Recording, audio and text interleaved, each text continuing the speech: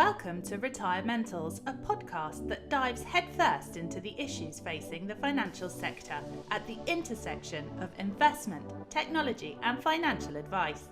Hosted by Abraham and Ola, you can expect raw honesty, critical analysis and energetic interviews. Here is your host, Abraham and Ola. Hello and welcome to Retirementals. I am Abraham Okusanya and it's great to have you here on the podcast. We've got an exciting session, really fascinating conversation planned today. But before we dive into the conversation and before I introduce my guest, please do me a favor, all right? I've been told I should say this all the time. Give us a review if you're listening to the podcast and you're enjoying it, hopefully. Otherwise, why are you listening? Please do leave us a review on iTunes podcast. iTunes podcast? Leave us a review on Apple podcast. I'm old-fashioned. Let's just dive right in. I am truly excited by my guest today.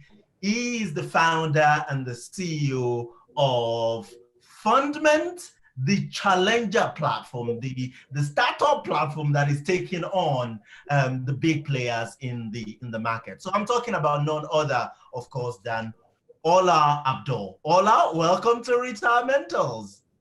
Thanks very much, Abraham. I know you've had some industry legends on this podcast, so I'm delighted to be following in their footsteps. Well, you're a bit of a legend yourself, aren't you? So let's back up.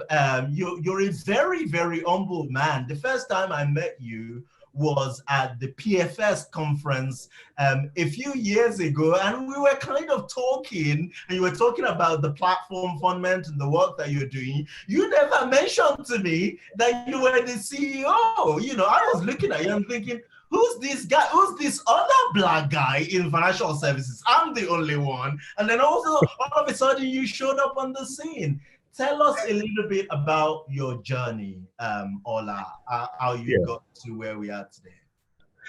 I think I've been in financial services for a while, actually, although not on the platform side of things. I've always been on the asset management side of things.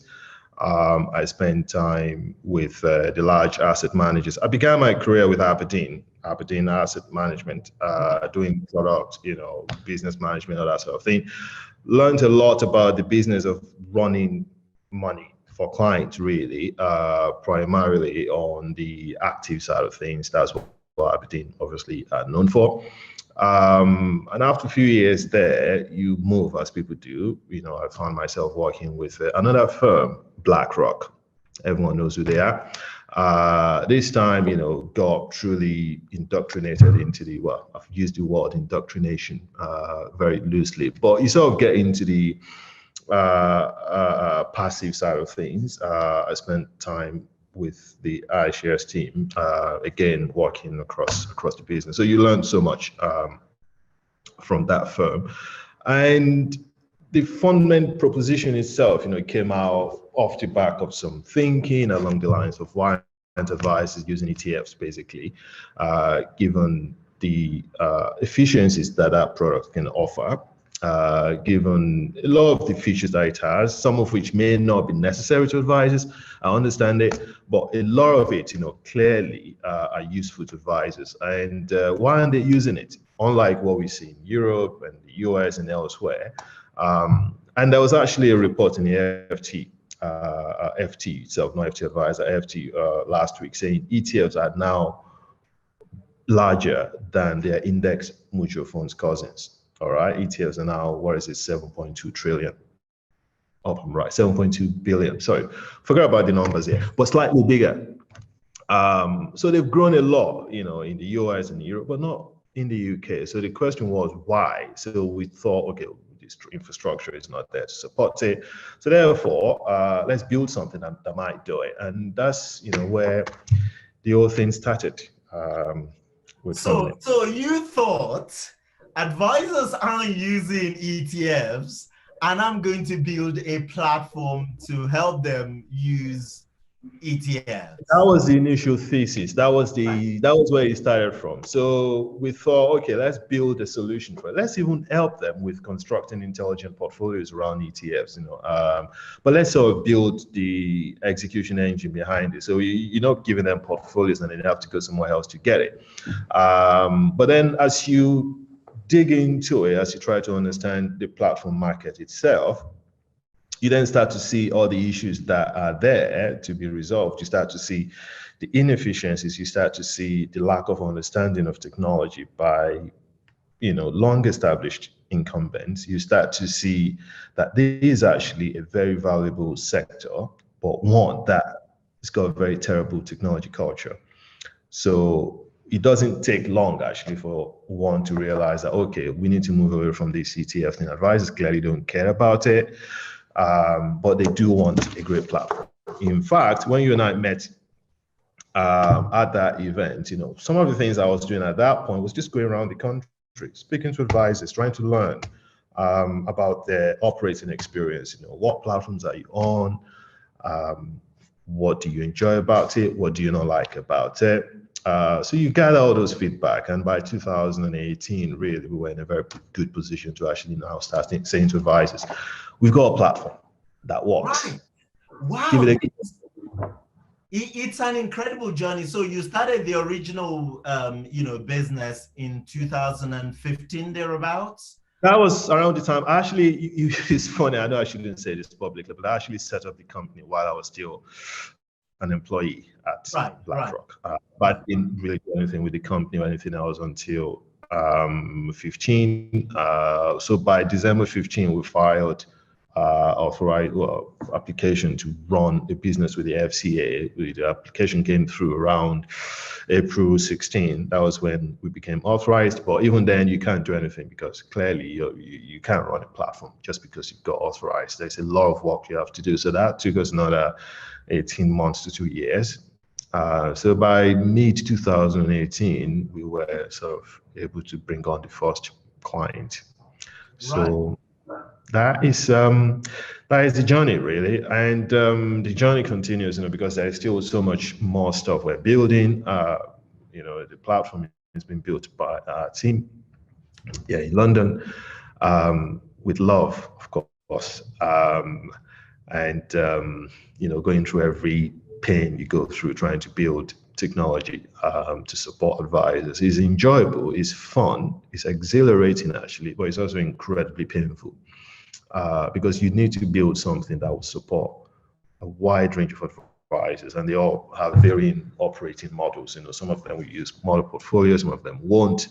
Some of them will, even within model portfolios, they have various ways they do it. Some of them would rebalance, some of them do rebalance, some of them want fixed, some of them want drifting, doing all that along with your core platform operations, which is incredibly complex. The more we do this, the more we realize, my goodness, platform business is not easy. I think the industry at some point would do better to at least give platforms a bit of credit, because I see I would never slag off any platform because I appreciate now how really difficult it is. But it's a key part of the advice process. And I think we all have a responsibility to make sure we get it right. So it's an incredible journey that, you started out, you, I guess, pivoted and focused on the platform side of things. So just give us the helicopter view today in terms of the business, the people in the business, and more importantly, what your core sort of your value proposition to financial advisors. Yes. Well, I think, we've grown a lot, actually. For example, this time last year, we're still a team of around, 2018 was me, our CTO, and 2 other software engineers, 4. 2019, the team went to like 8. By this time last year, it was a team of around 12. Today, we're around 20, 23-ish. Heavily tilted towards software engineering. I think the back-end team is about 40%, front-end team another 20%, then the design team, maybe, 2 people or so there, and then distribution, support, sales, and the rest of it. We are sort of still early days, working with around 100 firms now, and a lot of these firms are migrating their business to us from the other platforms they're on, and they sort of vary in size. We've got national firms using us, we've got firms that are somewhere in the middle using us, and we have the sort of smaller firms as well using us. For us, and this is the core proposition, for us, it's not the size of the firm is not what is important to us, it's the mindset of the firm, is the way they run portfolios, for example, is whether they appreciate the power of automation, in a platform, which in turn means, we would prefer them to be sort of running some sort of centralized investment proposition, be it one that they're running themselves or one that they've outsourced to somebody like yourself, to run for them. That is our ethos, really, and all the automation we built behind the scenes is meant to sort of make life easier for not just the advisors, but for whoever is running the portfolio for them. And also, more importantly, the end client, making sure they get the best value ever. So, yeah, we always, core mission really is to transform the investment experience for advisors and their clients. And when they sort of use our platform that way, that is exactly what we think we're doing. I think you've done an incredible job. Essentially, it's not easy, right? To get any business off the ground, let alone a platform business which is highly, highly regulated. So kudos to you. And then, of course, you've raised, around £10 million so far, and the latest round, 3.4 million. Can you unpack the funding process, the fundraising process for our audience? How does this work when you go to VC? Tell us that journey when you raised the first round and the second and that one and yeah, you need. I think you need a bit of luck to raise money for an early stage business. Obviously, you need a good proposition. You need a good team that investors can believe, because at that point, quite frankly, you don't have any data to back anything you say to them. It comes down to whether they believe in your vision, whether they believe in you and your team, and whether they believe you're addressing a market that is of real value. And the fact that there's been a lot of investment into this sector in the last year or so will support our investors with the belief they had in us. So the first investment was a firm in Oxford, it was a small micro VC over there. I was introduced to them, went over there to Oxford, presented the business to them. This was 2015, early 2016. Presented it to them, just PowerPoint. We wanted to do this, would you invest?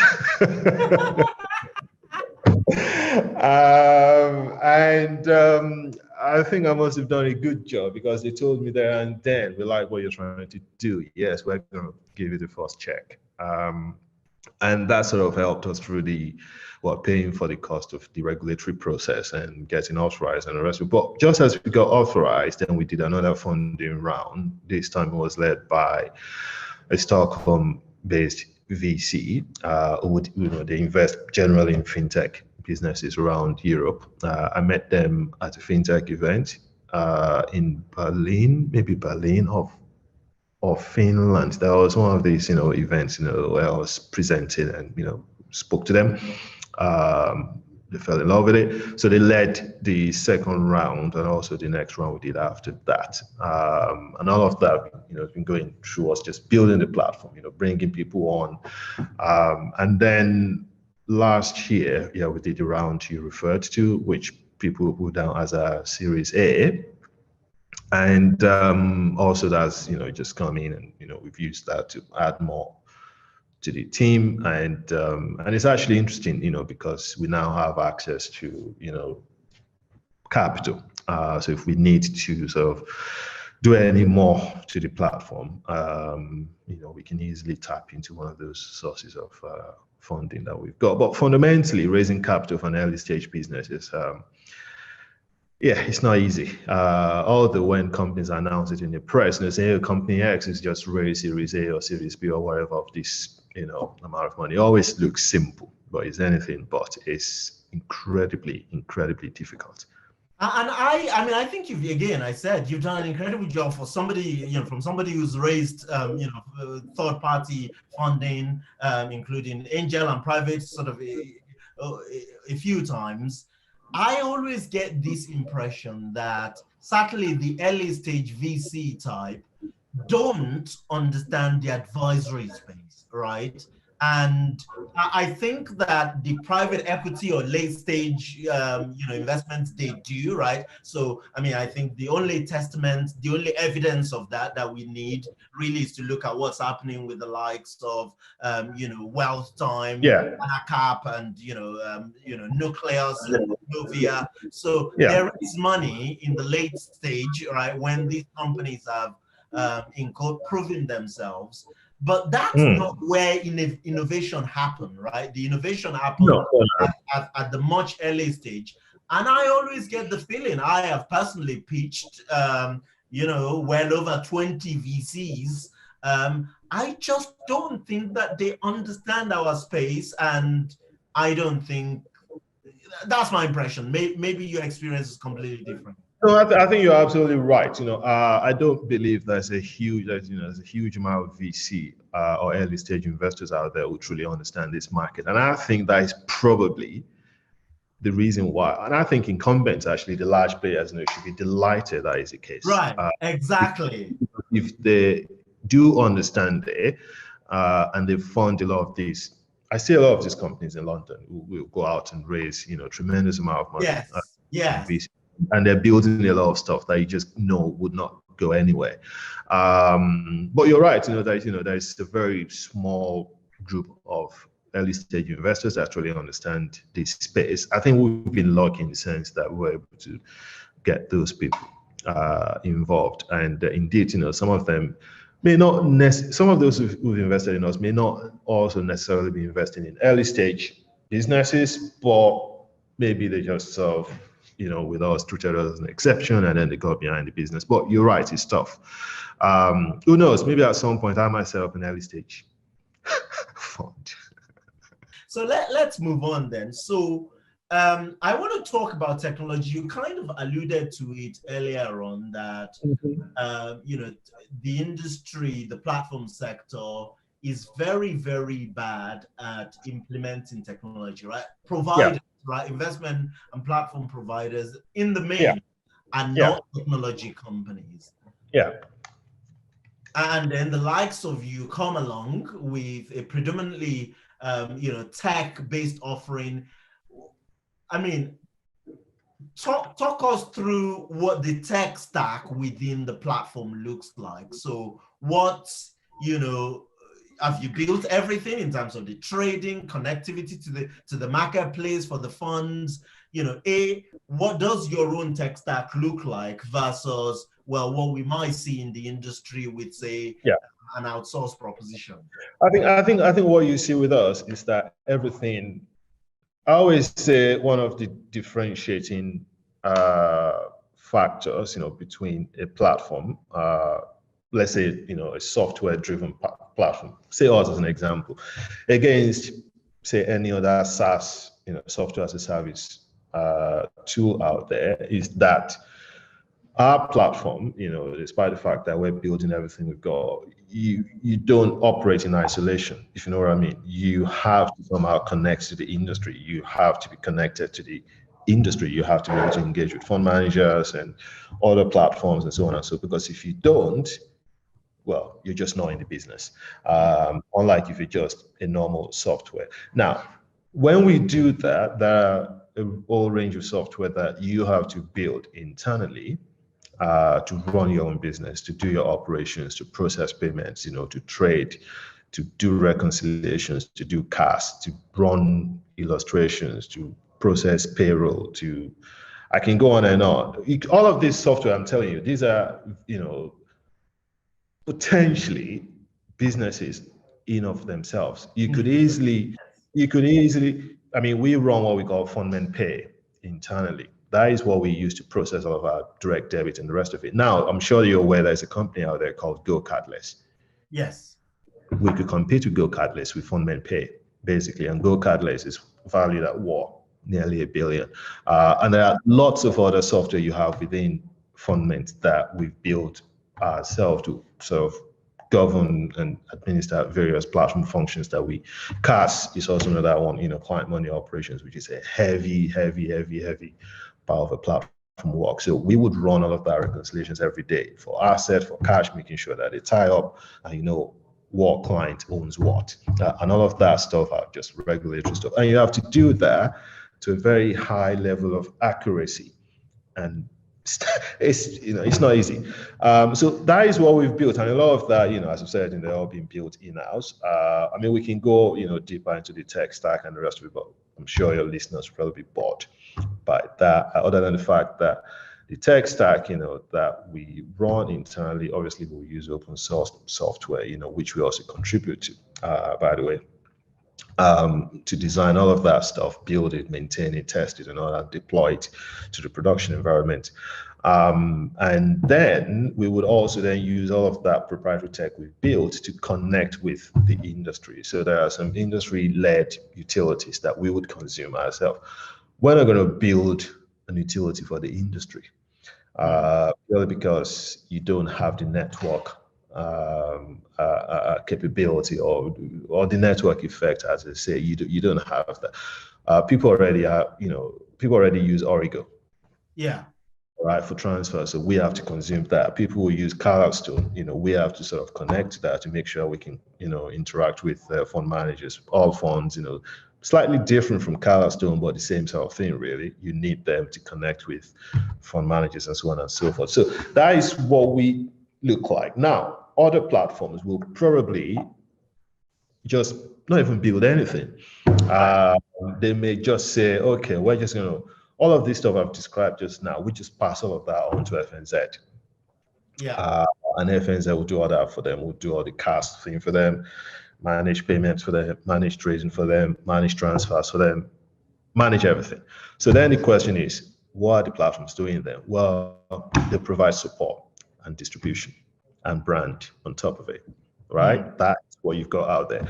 And then there might be others where they're sort of in the middle, where they might say, we'll pass on some of the back-end heavy-duty platform operations to someone else, maybe FNZ, maybe Bravura, whoever, but we will build our own front end on top of it to add a bit of differentiation, so that when an advisor is using Aviva or when they're using Standard Life, it won't look the same to that advisor. I don't know if you've used two different banking brands within Lloyds. Try it. If you have an account with Lloyds Bank and Bank of Scotland, your listeners can try that as well. The front end is the same, which tells you they're all operating off the same operating stack. All right. So if you've got a lot of platforms, just using the same stuff they might get from Bravura, or chances are that is what they will get.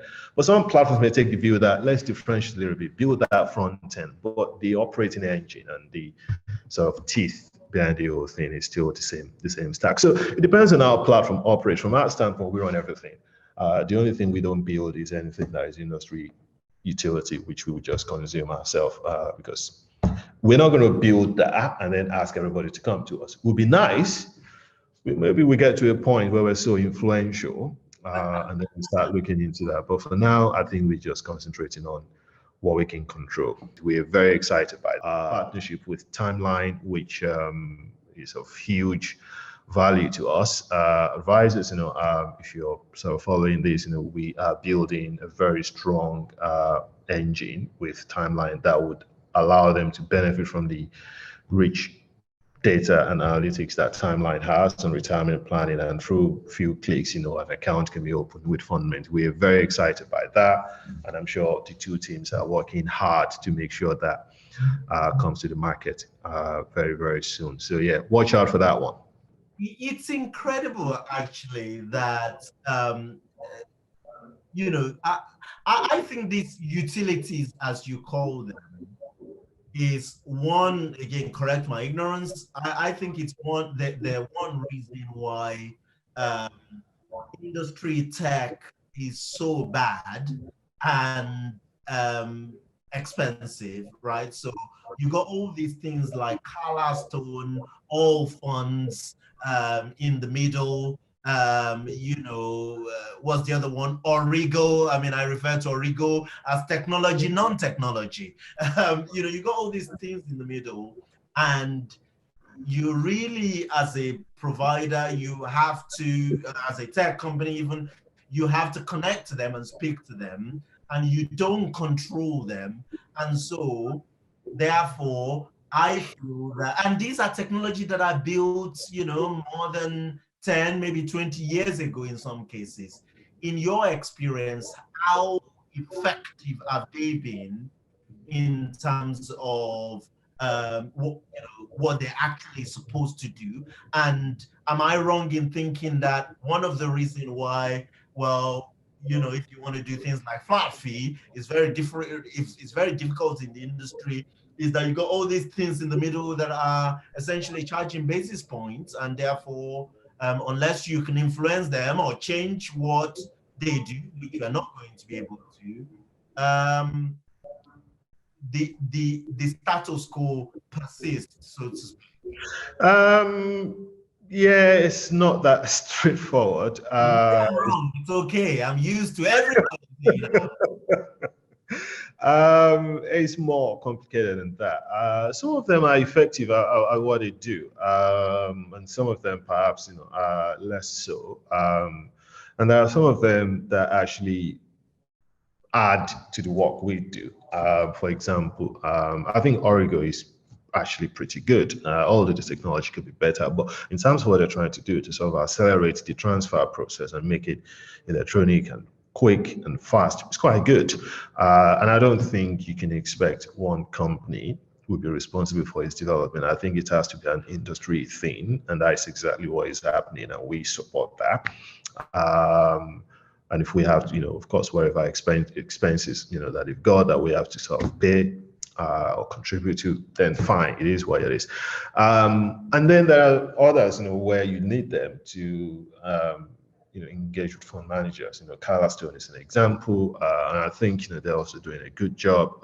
And they don't necessarily, I don't think the platforms that people say are expensive 35 days. I don't think that's the reason why those platforms are 35 days or whatever. I think fundamentally the reasons why they are expensive is just because of the platform operation itself, which is where the vast majority of cost would be incurred.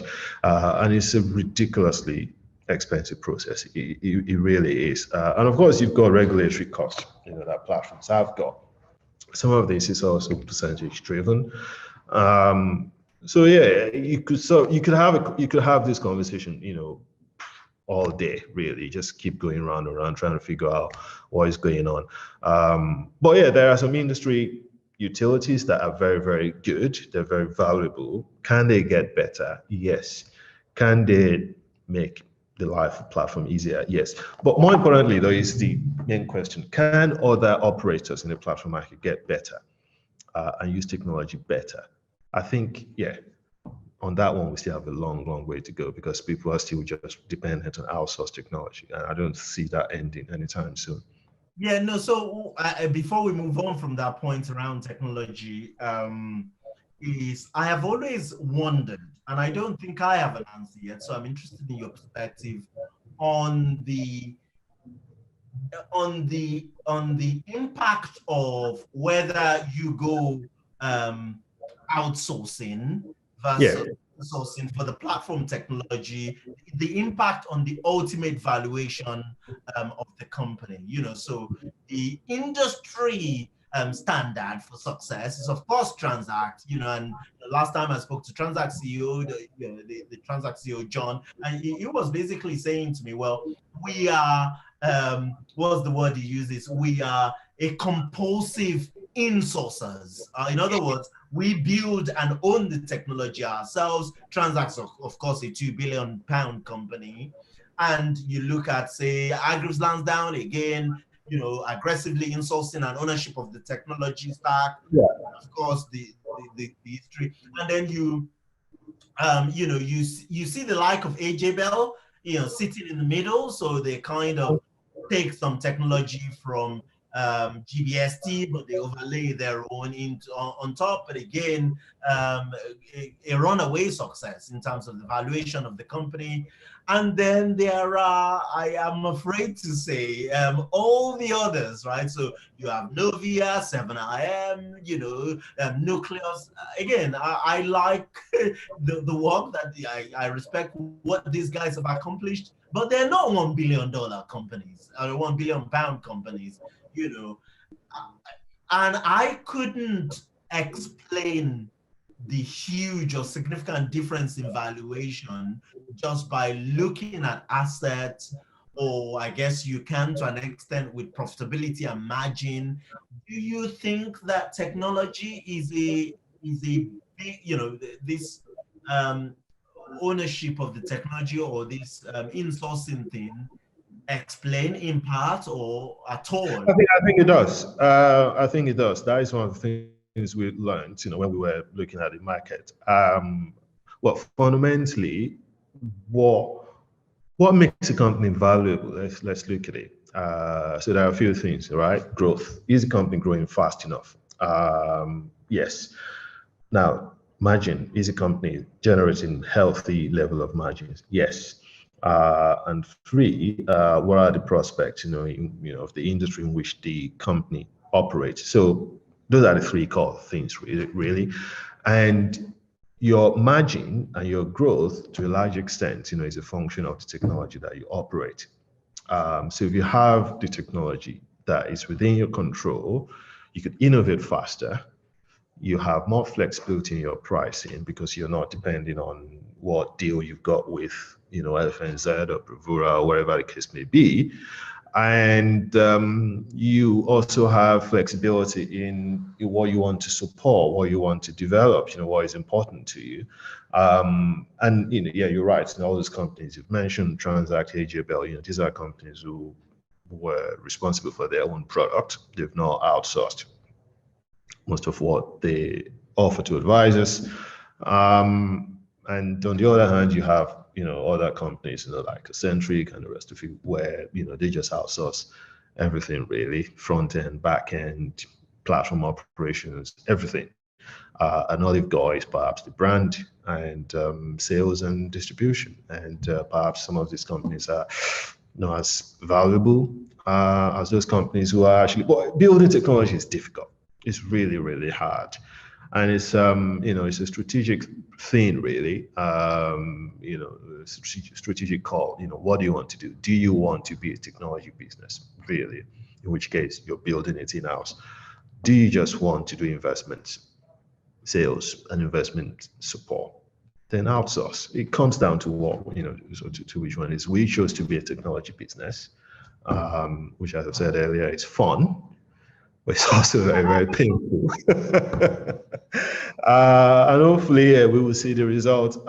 Now, for advisors, though, and I think this is very, very important, because a platform that is well valued by the market, that is well valued by investors, is good for the advice process because you can rely on their longevity, they're sustainable, they're well run, and they will continue to innovate and move the industry forward. On the other hand, when it's just low margin, just poor, badly performing business, this is when PEs come in because they think the asset is a distressed asset, really, and they'll be looking to buy it and change the management team, change pricing, change the underlying technology, and so on and so forth, which in turn brings uncertainty.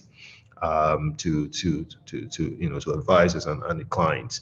But yeah, so as advisors, when they are carrying out that DD, sometimes it's good to understand who is behind this technology. If it's not the team and the company itself, personally as an advisor, I wouldn't use that platform. So, and you've benefited from this, all these upheavals going on with platforms being bought, haven't you? Talk to us, just give us a little bit of an insight into. Well, we're just paying attention to it, like everyone else, trying to sort of understand what is going on. We're seeing these PE firms coming to the market.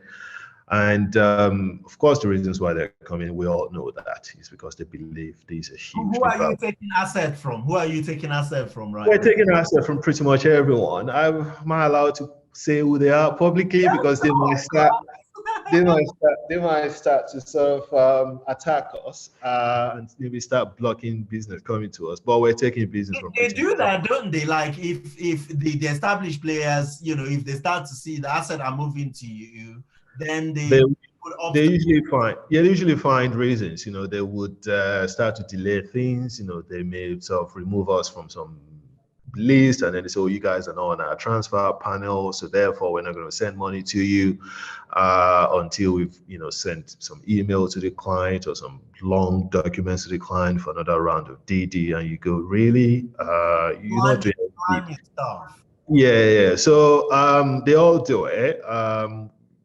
It is what it is, and we do everything we can just to manage expectations with advisors and the clients. But it's getting better now. I think last year we went through a lot with some of the big names, but it's a lot easier now. I think our flows are coming to us more easily than before, and we're not having the issues we had with some of the big names like Standard Life, as we used to do. So they've been all good. I would say one company that has actually been okay with transfers to us is Transact. They quite frankly are living up to the ethos that if advisors and clients want to stay with them, they don't want these advisors, and they would cede the business as quickly as they can. And for that, they've got my respect. But there are others out there that are just quite frankly very, very cynical in their ways.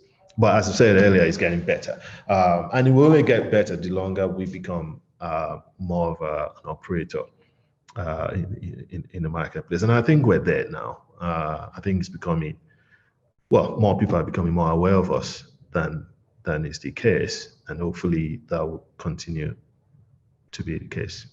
Good stuff. Look, there is a lot I want to talk to you about, but of course time won't let us. So let's wrap this up. Of course, this is a podcast ultimately about retirement and the technology and the investment that supports that. So talk to me. You're a young man still, aren't you?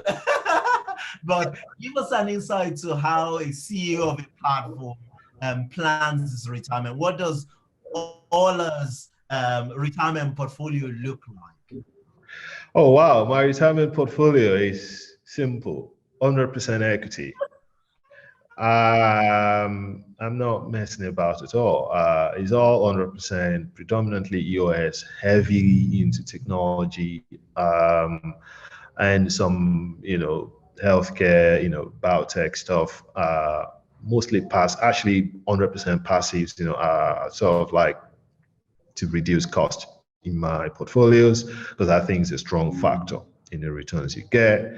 And just put it there, I don't trade heavily. In fact, the Fundment team will look after that for me. So it's a case of, just select the products that we like, put it there. And, I've got regular contributions going in. And it's the same pension I've had, from my Aberdeen days all the way through BlackRock, all to, through one from Fundment, all of them wrapped together and just there.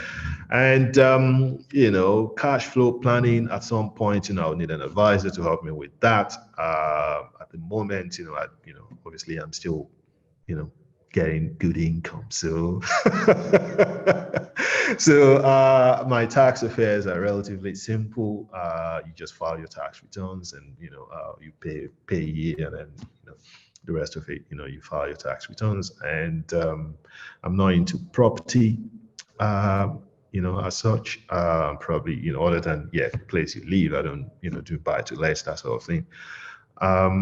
So retirement really is not long now. I mean, you keep an eye on it, I'm probably, 15, 18 years away. But simple. Keep it simple is what I always say. Keep it simple. Simple portfolio, let the market do the work, basically. Good stuff. Ola, Abdul, thank you very much for your time. My absolute pleasure, Abraham.